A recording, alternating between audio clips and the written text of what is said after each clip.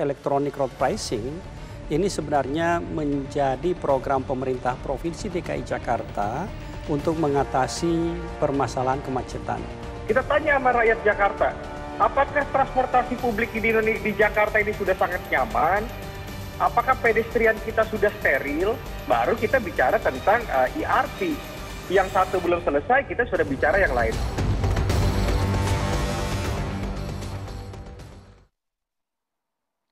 Selamat malam pemirsa, apa kabar Anda? Saya Dwi Anggia kembali menjumpai Anda di Dua Sisi malam hari ini. Pemirsa, khususnya Anda warga Jakarta, sudah siapkah melintas di Jalan Jakarta dan membayarnya? Karena ini rencana peraturan daerah atau raperda mengenai ERP atau Electronic Road Pricing terus digodok oleh Pemprov DKI bersama DPRD DKI. Nah, jika nanti raperda ini selesai, tentunya akan segera diberlakukan. Ini artinya setiap kendaraan yang melintas di 25 titik jalan yang sudah ditentukan di Jakarta harus membayar. Tarifnya mulai dari Rp5.000 sampai Rp19.000. Bayangkan kalau Anda melintas di 3 jalan dalam satu hari, kira-kira berapa biaya yang harus dikeluarkan. Nah, katanya ini bisa jadi salah satu solusi kemacetan di Jakarta. Pertanyaan berikutnya, siapa kira-kira yang diuntungkan dengan proyek ERP ini? Karena kalau kita lihat respon publik, rakyat merasa tidak diuntungkan, malah terbebani dengan adanya ERP ini. Kami akan mendiskusikannya malam hari ini di Dua Sisi.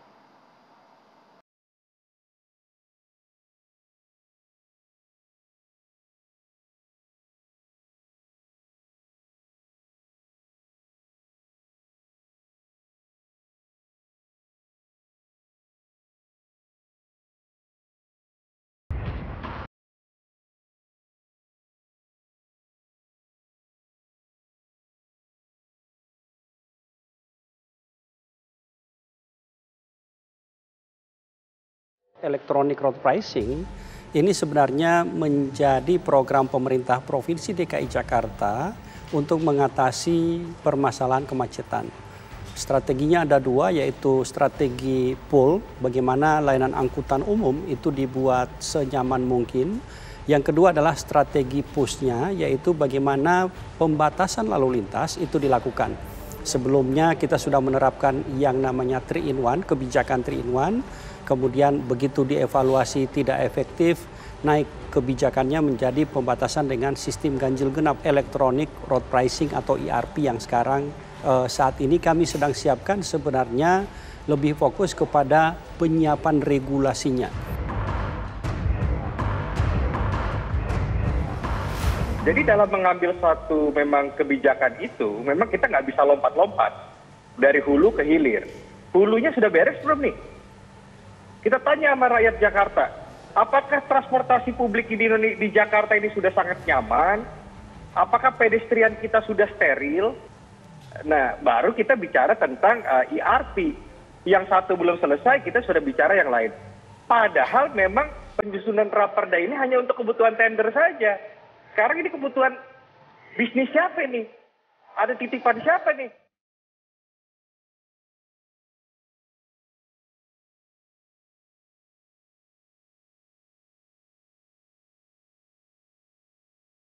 Baik, untuk membahasnya sejumlah narasumber sudah hadir bersama saya malam hari ini. Saya akan perkenalkan dari ujung sana ada Bung Ajas Tigor Nenggolan, pengamat transportasi. Selamat malam. Bung Ajas Tigor, boleh digunakan mikrofonnya?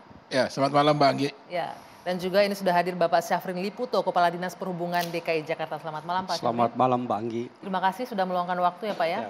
Di tengah hiruk pikuk ERP loh ini. Sebelah kiri saya ada Bung Gilbert Simanjuntak, anggota DPRD DKI Jakarta. Selamat malam, Bung Gilbert. Malam Bu Anggi. Topinya menarik perhatian saya malam hari ini. Ya. Di ujung sana ada Mas Ahmad Nur Hidayat, pengamat kebijakan publik. Selamat malam. Selamat malam Mas Oke. Mangga. Ini tadi kita sama-sama mendengarkan ya, agak menarik tadi. Ini bisnis siapa ini? Nanti sebelum masuk ke sana saya mau ke Pak Syafrin terlebih dahulu. Pak Syafrin, ini boleh dijelaskan. Sebenarnya rencana ERP ini kan sudah ada sejak zamannya Bang Yos jadi gubernur ya, inisiasi awalnya. Tapi kemudian sempat nggak berjalan. Dilanjutkan lagi di zamannya Pak Anies juga nggak jalan, zaman Pak Ahok juga nggak jalan, tapi sekarang nih dengan PLT yang baru nih diupayakan lagi nih digodok. Kenapa baru sekarang hidup Baik, lagi? jadi ERP merupakan salah satu strategi dalam mengatasi permasalahan kemacetan lalu lintas di Jakarta. Kita ketahui bersama sejak 2007, Bang Yos sudah mengeluarkan peraturan gubernur pada saat itu 107 tahun 2007 tentang pola transportasi makro. Ya. Dalam pola transportasi makro itu ada strategi push and pull, di mana untuk strategi pull-nya adalah bagaimana layanan angkutan umum itu dibuat sedemikian sehingga standar pelayanannya itu menjadi lebih baik. Diintegrasikan seluruh layanan angkutan umum yang ada. Kemudian di strategi push-nya adalah bagaimana dilakukan pengendalian lalu lintas, di mana kendaraan bermotor yang ada di jalan, kendaraan pribadi dalam hal ini, diregulasi sedemikian rupa sehingga mereka tidak berada di jalan lagi tetapi kemudian beralih menggunakan layanan angkutan umum. Ya. Kenapa? Karena layanan angkutan umum kita sudah terintegrasi dan sekarang sudah dilakukan untuk integrasi layanan angkutan umum, termasuk di dalamnya adalah cakupan area untuk layanan angkutan umum di Jakarta saat ini sudah 92%. Oke, sampai di sana Pak, saya potong sedikit ya, sudah 92%. Ya. Tapi faktanya masih banyak orang yang menggunakan kendaraan pribadi dengan alasan ini karena transportasi umumnya masih belum memadai. Memang habit kita adalah lebih kepada belum merasakan bagaimana layanan angkutan umum sekarang kualitasnya sudah ditingkatkan. Pemerintah Provinsi DKI Jakarta sudah mengeluarkan subsidi PSO dalam hal ini untuk memperbaiki kualitas layanan. Kemudian di sisi lain masyarakat tetap menggunakan kendaraan pribadi. Akhirnya yang terjadi adalah terjadi pemborosan di sini. Subsidi pemerintah itu tujuannya adalah agar masyarakat dalam bermobilitas gunakan layanan angkutan umum sehingga mobilitas mereka lebih efisien. Efisiennya ditinjau dari dua hal. Oke. Pertama adalah dari sisi waktu, mereka ada kepastian berapa lama menaiki Transjakarta karena sekarang ada 260 km koridor Transjakarta yang steril kita deliver. Demikian pula halnya sudah ada MRT, LRT, belum lagi ada KRL Jabodetabek yang nantinya melayani dari hinterlandnya Jakarta. Nantinya Juni 2023 ada lagi LRT Jabodebek yang dari Cibubur ke Duku Atas, demikian pula dari kawasan Bekasi Timur ke Duku Atas. Ini artinya sudah terintegrasi semua termasuk dengan wilayah penyangga DKI Jakarta. Iya. Artinya nggak ada lagi nih alasan untuk tidak menggunakan transportasi umum begitu kan ya? Tentu dalam hal ini pemerintah memberikan pilihan. Jika IRP nantinya setelah regulasinya tentunya siap dan disetujui oleh Pak Gilbert dan teman-teman bahwa Raperda menjadi Perda, kemudian kami siapkan petunjuk pelaksanaannya dalam bentuk peraturan gubernur ataupun keputusan gubernur dan ini siap untuk dilakukan pemilihan penyedianya.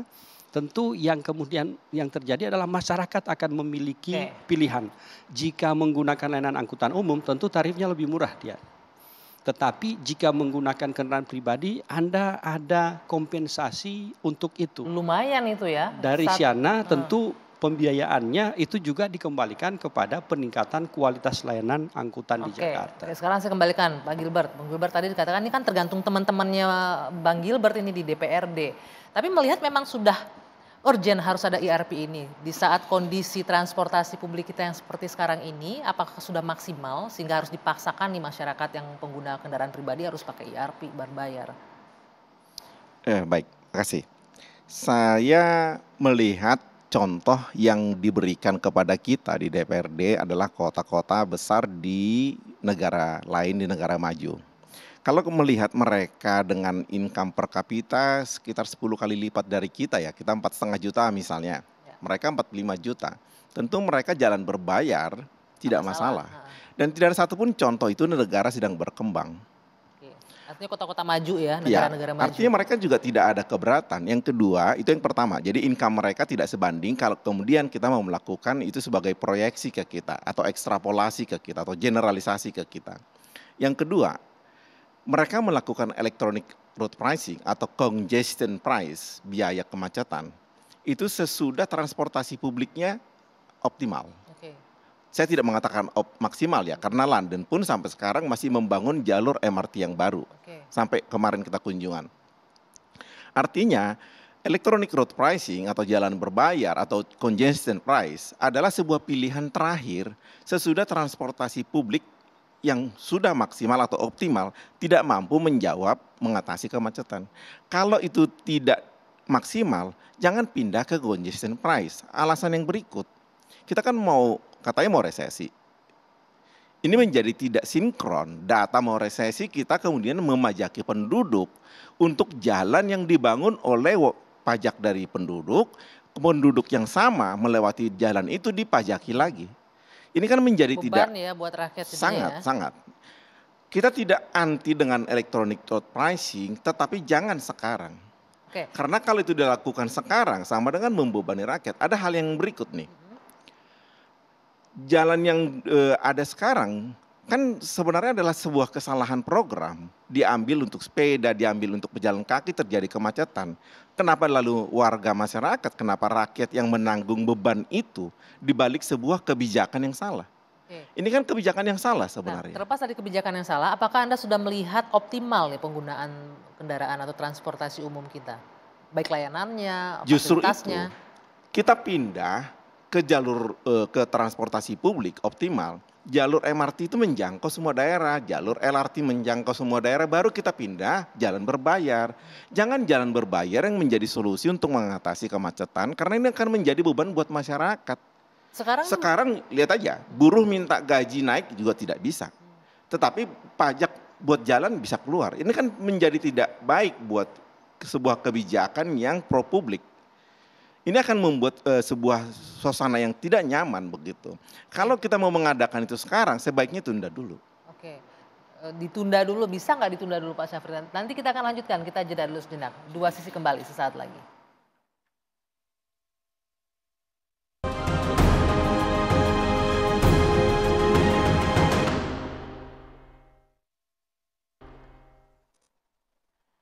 Saya lanjutkan kembali Dua Sisi yang menggantung tadi Pak Syafrin. Ditunda dulu IRP-nya bisa nggak nih? Kalau perdanya, kan masih digodok juga atau perdanya, kalau memang dianggap membebani rakyat, memungkinkan nggak kalau ditunda? Iya baik, jadi sebenarnya saat ini pemerintah Provinsi DKI Jakarta masih lebih fokus kepada bagaimana menuntaskan regulasinya.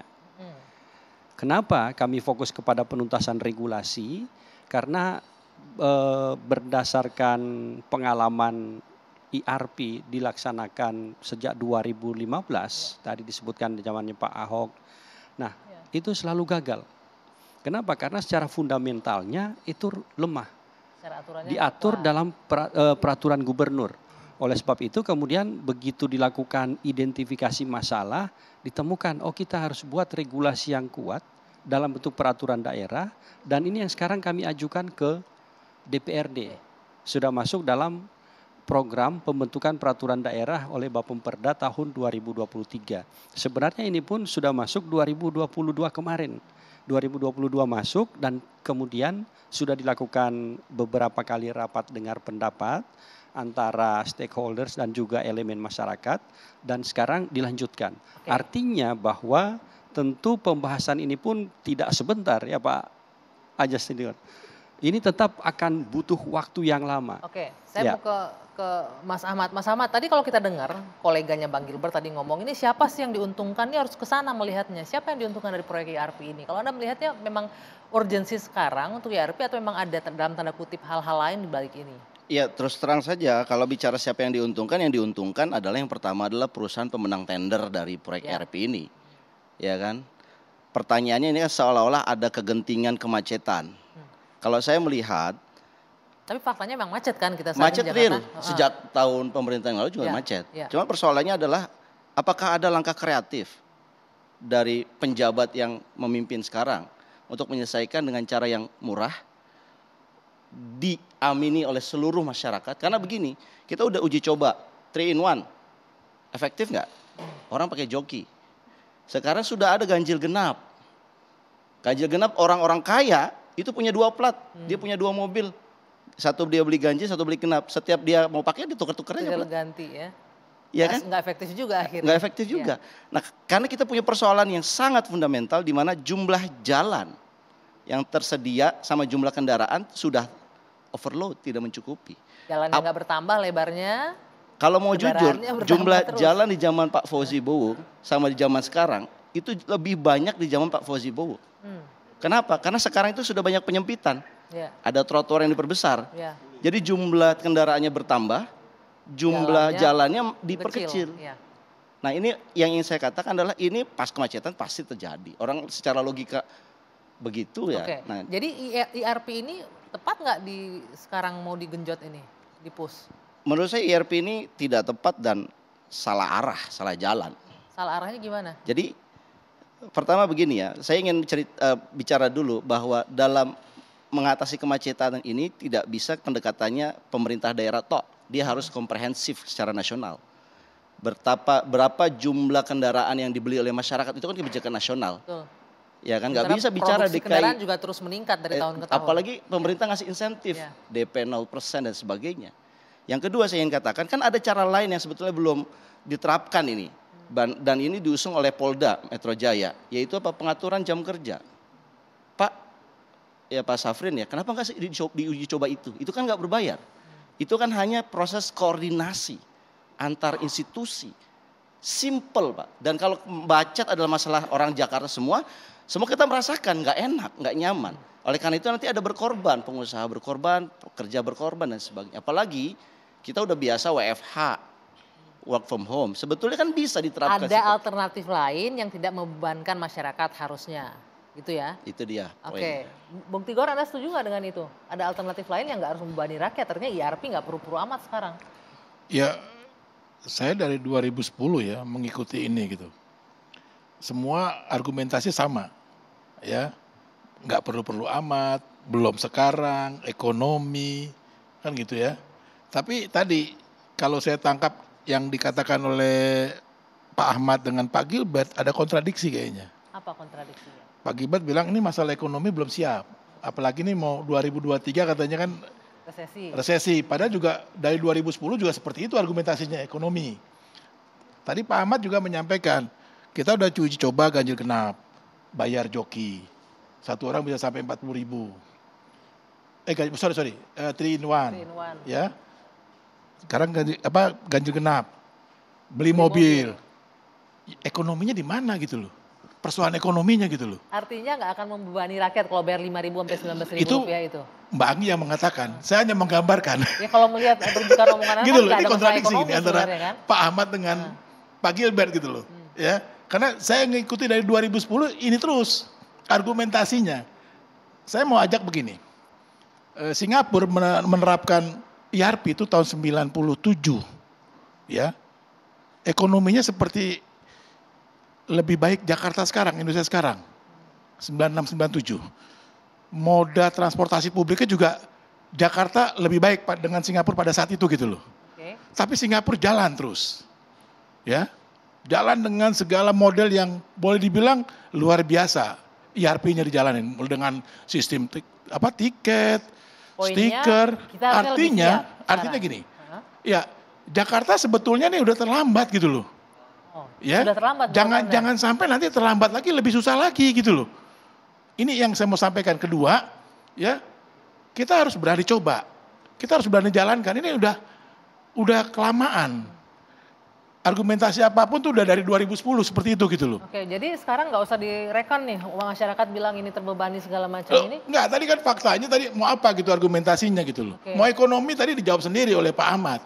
Ganjil genap dia bisa bayar joki sampai 40.000, 60.000. Oke. Ganjil genap juga dia bisa beli mobil 2. Terbantahkan berarti jadi ini kontradiksi gitu argumentasinya. Pak Tigor selalu mengambil kesimpulan terlalu cepat. Saya bukan ambil kesimpulan, saya kan hanya mendengarkan nih. Tapi saya mau katakan, ya IRP ini kan bagian dari menjawab kebutuhan transportasi, transport demand management. Gitu loh. Bagian menjawab kebutuhan transportasi. Ya, saya kira pendekatan bahwa ekonomi sedang baik-baik saja itu sangat keliru ya. Ekonomi kita sedang tidak baik-baik saja, bahkan ini dinyatakan oleh Pak Presiden. Kita sedang tidak baik-baik saja. Artinya kalau Presiden sudah mengatakan begitu, pemerintah DKI ini mengatakan yang sebaliknya. Berbahaya ini. Karena tidak baik-baik saja, maka kita harus membantu masyarakat memperkuat daya belinya. Nah, menaikkan biaya berbayar ini akan menekan daya beli. Dan ini tidak sehat buat ekonomi. Jadi ini agak aneh nih yang dilakukan oleh pemerintah DKI. Jadi terkesan kontraproduktif dengan Kementerian Pusat, di mana sudah terjadi relaksasi di mana-mana, tapi ini dipaksakan. Anda bisa bayangkan begini, mengatasi kemacetan dengan cara IRP itu menurut saya sangat sederhana dan sangat simple programnya. Kalau Anda ingin menghindari kemacetan, buat aja IRP-nya jadi 1 juta Pak. selesai itu jalan. Nggak ada yang bawa mobil. Nggak ada yang bawa jalan. Ini kan logika yang sangat simpel sekali. Gimana? Saya kira itu yang mau saya sampaikan. Program ini di waktu diajukan dilakukan dengan melihat ability, kemampuan membayar dan keinginan membayar. Kalau itu menjadi patokan, maka tidak akan ada yang tidak akan lewat itu karena dia mampu dan dia mau. Dia harus di atas itu, baru kemudian dia tidak mau lewat itu dan tidak mau bayar. Itu yang betul. Lalu kemudian dikatakan tadi kontradiktif, kita berdua tidak ada kontradiktif. Bahwa kita dengan pihaknya Pak Tigor sama Pak Kadishub, itu memang kontradiktif. Bahwa kita menolak, di sana mendukung. Bahwa yang kemudian kita menjadi persoalan adalah kenapa pajak mobil dibuat 0%, otomatis mobil bertambah. Lalu kemudian masyarakat dipajaki lagi. Apa bedanya pemerintah dengan preman? Bedanya cuma satu, dia ngutip legal, yang satu tidak. Tetapi menyusahkan, sama-sama menyusahkan.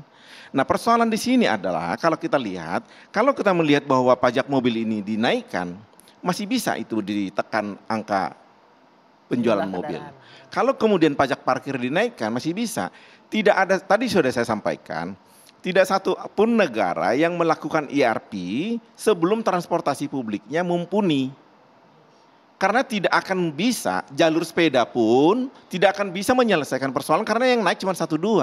Sebentar, kalau kemudian saya sudah jawab, Singapura mulai IRP tidak sebaik Jakarta. Malah sebentar, optimal katanya itu. Iya, sebentar dulu. Itu kita bisa tracking kok. Sekarang begini, kalau kita melihat data Singapura tahun sekian, apakah mereka kemudian sudah baik transportasi publiknya? Sudah, Pak. Loh, tahun berapa dibangun MRT di sana? Makanya saya katakan jauh tadi. lebih dulu dibandingkan kita. Jauh lebih dulu MRT ada, baru ERP. Jadi jangan katakan tidak baik. Yang saya katakan kalau kita bilang di sini mumpuni adalah tidak mumpuni itu debatable. Segitu loh. Ya. Nanti kita bisa berdebat Gitu. di situ sebentar. Artinya sepanjang jalur transportasi publik belum menjangkau semua arah, jangan paksakan ini. Karena ini bukan solusi mengatasi kemacetan. Macet itu bisa diatasi kalau sekali angkut ribuan orang.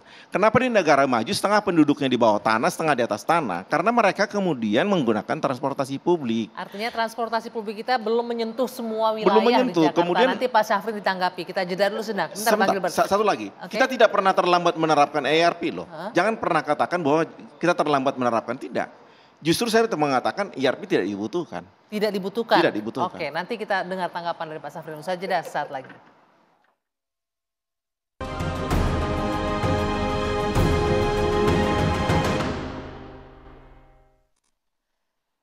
Kita lanjutkan kembali. Terakhir Bung Gilbert bilang IRP tidak dibutuhkan. Kalau saya nangkap ya udah batalin aja Pak kalau nggak dibutuhkan. Katanya dari DPRD loh yang ngomong ini. Yang bahas juga DPRD. Ya. Baik, jadi sebenarnya jika kita melihat permasalahan kemacetan Jakarta, tentu kita lihat dampaknya dulu. Dampaknya tentu begitu tingginya volume lalu lintas akhirnya kemacetan di mana-mana. Ya. Kemacetan juga menyebabkan degradasi lingkungan terjadinya. Polusi udara kita luar biasa Jakarta. Oke. Nah, oleh sebab itu perlu namanya solusi yang komprehensif. Tidak bisa kita hanya memikirkan hanya satu sisi. Apalagi sekarang kita dua sisi malah sekarang. Artinya semuanya harus dipikirkan dan kemudian masuk dalam satu bucket. Oke. Kalau itu sepakat. Saya potong sampai di sana Pak izin ya. Sepakat bahwa ini mengurangi polusi, mengurangi kemacetan dan lain-lain. Sekarang kita akan masuk nih, ini perdebatan antara penting nggak penting, perlu nggak perlu udah ya. Kita masuk sekarang, ini sistem kerjanya IRP gimana, pengelolanya gimana, siapa yang akan dapat keuntungan. Tadi juga menarik pernyataan dari koleganya Bung Gilbert, ini siapa yang akan diuntungkan dari ini nanti? Tentu yang akan diuntungkan dengan IRP ini adalah masyarakat Jakarta. Kenapa? Begitu mereka dikenakan IRP, yang terjadi adalah masyarakat akan mengurangi penggunaan kendaraan pribadi. Kok katanya Pak? Sebentar dulu, mengurangi penggunaan kendaraan pribadi. Dan kemudian ada pilihan nantinya. Pilihannya adalah, saya naik angkutan umum, tarifnya dengan terintegrasi 10.000. Saya akan gunakan kendaraan pribadi, masuk IRP, bayar. Mereka akan berkalkulasi, ternyata dari sisi kemampuan ekonomi saya akan gunakan kendaraan pribadi. Ada yang kemudian memilih, saya lebih baik saving itu, kemudian gunakan angkutan umum. Begitu mereka tidak menggunakan kendaraan pribadi, maka itu terjadi yang namanya penghematan biaya, termasuk di dalamnya subsidi BBM. Dan juga terjadi perbaikan kualitas lingkungan. Masyarakat kita belum paham begitu polusi udara menghantam, apalagi dengan karsiogenik, itu luar biasa dampaknya kepada kita. Mas Ahmad sama Bang Gilbert belum paham nih, masyarakat belum paham nih itu bahayanya ini. Udah tahu Pak bahwa macet itu sumber masalah, costly dan sebagainya. Tapi kan ada pilihan yang tidak harus bayar. Yang tadi saya katakan, pengaturan jam kerja, dan itu udah diusulkan. Kenapa nggak ditindaklanjuti oleh Bapak? Kenapa? Itu tidak bayar, pengaturan jam kerja. Untuk pengaturan jam kerja perlu dipahami, Jakarta tidak berdiri sendiri. Di Jakarta ada kantor pusat pemerintah. Negara dibayar untuk melakukan koordinasi, Pak. Kemudian kebijakannya tidak bisa hanya diambil oleh pemerintah provinsi. Harus banyak. Yang lebih utama lagi, jika ini dilakukan, bukan tidak mungkin malah yang terjadi adalah yang sudah menggunakan layanan angkutan umum dalam mobilitas hariannya, begitu ada pembatasan akhirnya mereka yang kena dia. Anggia, saya takut begini, yang dilakukan oleh pemerintah DKI ini sama persis yang dilakukan oleh pemerintah pusat ketika sedang mewacanakan memberikan subsidi untuk kendaraan mobil listrik. Ternyata jawabannya apa? Anggarannya aja belum ada, tapi sudah dilontarkan ke publik demikian hebat, 80 juta untuk kendaraan.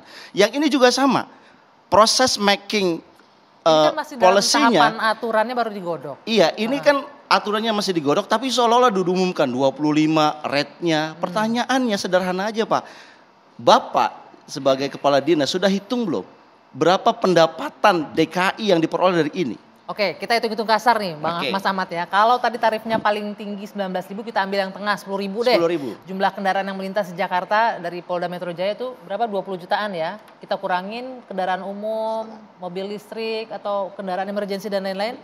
10 juta lah. 10 juta. Kali 10.000. 10 miliar. Itu yang dihasilkan dari hari. Satu hari. Besar juga ya Pak ya? 10 juta dia lewat nggak di jalan IRP itu pertanyaan. Itu udah moderat kan diambil gitu setengah. Moderat diambil setengah itu. Ya nggak bisa begitu. Berapa angkanya? Nggak bisa begitu. Ya berapa angkanya? Kalau kita bilang 25 jalan misalnya mau dipakai. Ya 10 juta itu berapa yang lewat di 25 jalan? Muncul satu jalan aja. Gitu loh. Ya berapa angkanya biar kita hitung di sini. Gitu. Itu nanti itu di DPRD Pak. Itu di DPRD. Lah yang mengusulkan kan eksekutif. Eksekutif mampu dong menjelaskan ke publik. Eksekutif mengusulkan ya yang saya tahu. Kenapa DPRD bukan menerima gitu loh. Kepala dinas. Muncul kan makanya kira-kira Pak. Nah pertanyaannya saya persingkat. Ini keuntungan akan masuk kemana nanti nih Pak? Baik, jadi hitungan kami memang untuk traffic volume begitu ada perhitungan di kisarannya 40.000. Jadi 40.000 kendaraan yang nantinya memilih untuk mereka tidak akan masuk ke layanan IRP jika tarifnya tertinggi 19.000. Artinya ada ada pengurangan lebih kurang sampai dengan 40% tingkat kemacetan di 25 ruas pada saat itu diterapkan. Berdasarkan apa tuh? Berdasarkan hasil kajian, hasil kajian tentunya. Dan tentu saya sampaikan bahwa kembali lagi penerapan IRP bukan tujuannya untuk mencari pendapatan. Lebih kepada bagaimana pengendalian lalu lintas itu dilakukan sehingga kemacetan bisa kita tekan.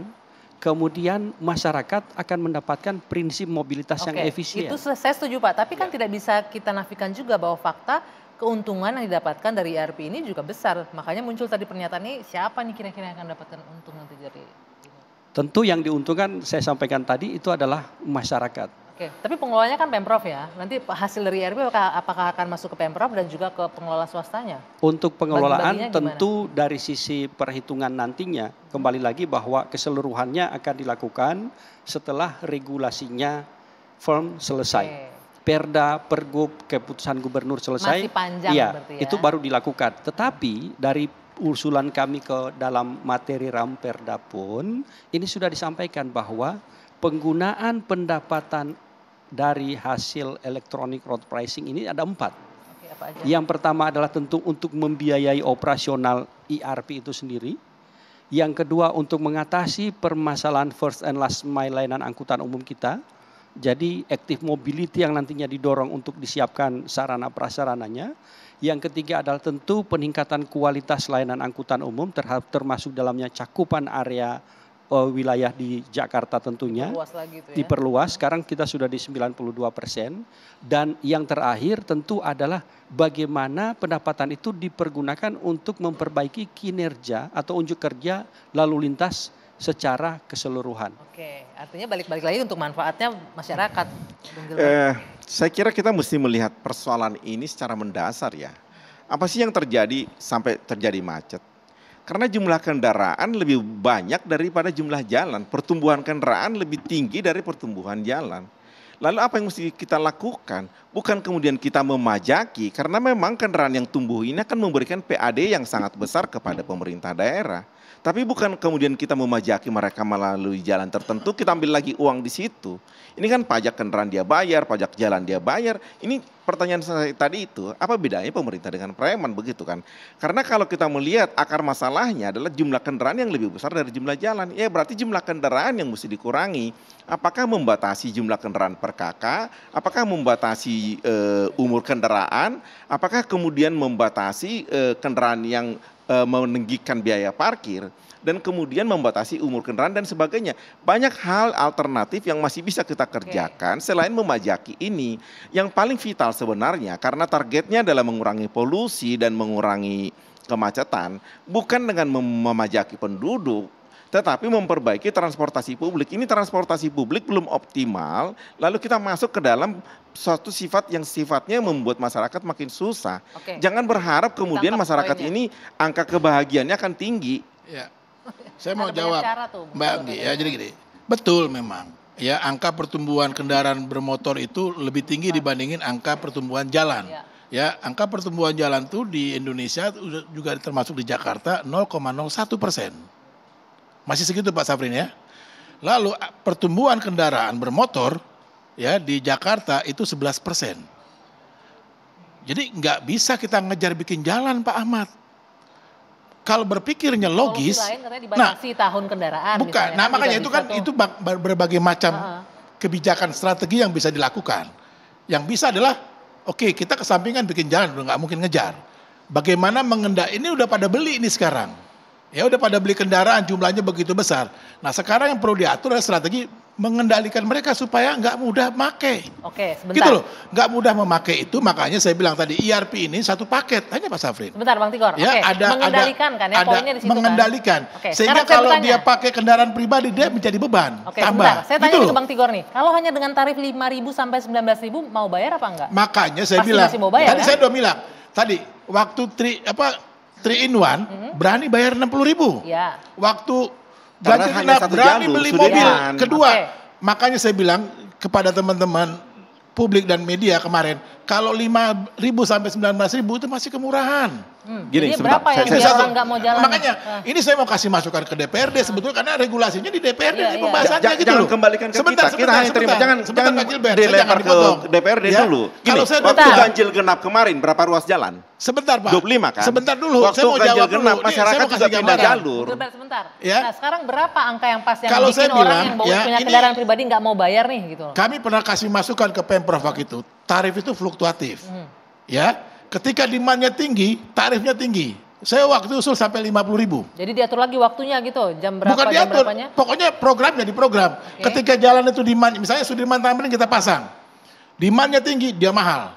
Begitu lengang, dia turun. Nah pertanyaan saya berapa gitu mahalnya? Karena kalau di angka 19.000 saya mungkin bilang masih akan sampai 50.000 Mbak. Itu teknis. Makanya 50.000 itu masih bisa. Di luar negeri pun teknisnya begitu. Ya, pada condition price-nya itu up and down. Kenapa? Saya setuju. Saya bilang 50 masih bisa karena waktu 3 in 1 dia berani bayar 60.000. Kita ngerti lah. Kita ngerti teknis dia berani bisa beli mobil kedua. Pak Tigor, teknisnya kita nggak usah diajarin lah, kita ngerti. Dan di Google saya juga ngajarin. Bukan. Bapak maksud kan saya gini, nggak perlu diajarin. Iya, maksud saya begini. Apakah ini merupakan solusi utama untuk mengatasi kemacetan dan mengatasi polusi? Apakah kemudian kebijakan trotoar, kebijakan jalur sepeda bukan menjadi sumbangsih terhadap kasus ini? Apakah keterlambatan kita membangun transportasi publik bukan menjadi sumbangsih utama terhadap hal ini. Kenapa bukan itu yang diperbaiki? Kenapa kemudian rakyat yang kita bebani dengan pengeluaran tambahan yang notabene tidak murah? Kalau melakukan pembiayaan melalui ability, kemampuan dan keinginan membayar, mereka kan tetap lewat karena masih mampu dan masih ingin. Baik, nanti dijawabnya nanti. Kita jeda dulu, Bung Tigor, sabar. Usai jeda, Dua Sisi kembali sesaat lagi.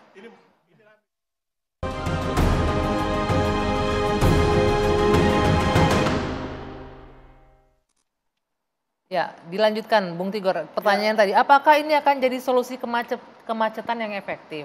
Tadi dikatakan di pertanyaannya. Saya jawab, pengalaman di beberapa kota di negara lain itu efektif. Dan dia bisa mensupport, mendukung pembangunan ya sistem layanan transportasi publik. Singapura. Boleh saya jawab? Ya. Singapura itu lebih dulu MRT, LRT jalan, baru kemudian efektif. Tetapi sesudah transportasi publiknya mampu mengangkat. Dengan cara transportasi sesudah itu sisa sekian. Sekarang kalau mau minta tanya Jakarta, ya MRT udah punya. Itu yang tadi saya katakan, LRT sudah transportasi punya. publik perbaiki dulu Ya, baru dipajaki. komuter lain sudah punya. Sudah ada semua tuh. Ya, MRT sudah punya. Ada Apalagi? sampai mana kemana. Oke, berarti Emang cakupan orang di wilayahnya. DKI cuma dari Lebak Bulus sampai kota. Itu yang saya katakan Ya, tadi. yang saya sampaikan gini, Bapak salah menyebutkan Singapura. Singapura ketika dia melakukan RRT, selain public transportation-nya bagus, dia punya area parkir, Pak. Iya. Jadi orang-orang yang keberatan masuk ERP, dia masuk parkir. Dan pajak mobil, pajak Dan di dekat dengan pajak pintu parkir, masuknya itu. orang nggak mampu Jadi dia bayar. masuk ke situ. Nah sekarang kita mau bangun lapangan parkir di mana sekarang? Bukan langsung IRP, dia bayar pajak mobil, bayar parkir luar biasa mahal. Too many things kalau kita bicara kayak Singapura yang harus kita perbaiki. Transportasi MRT semua sudah ada seluruh jaringan. Tadi saya katakan, ini paketnya transport demand management. Jadi ngelihatnya jangan cuma IRP. Kalau Pak Gibran bilang ada parkir, setuju. Emang itu juga harus dijalankan. Ya udah dijalankan dulu. Distribusi parkirnya harus. Mereka semua menjalankan tarif parkir yang mahal parkir dulu. dikurangi, jadi orang terbebani baru kalau masuk mau pakai ke kendaraan IRP. pribadinya. Setuju saya. Jawab dulu pertanyaannya, apakah itu sudah dijalankan di Jakarta? Ruang parkir yang memadai. Kalau IRP jalan itu harus dijalankan.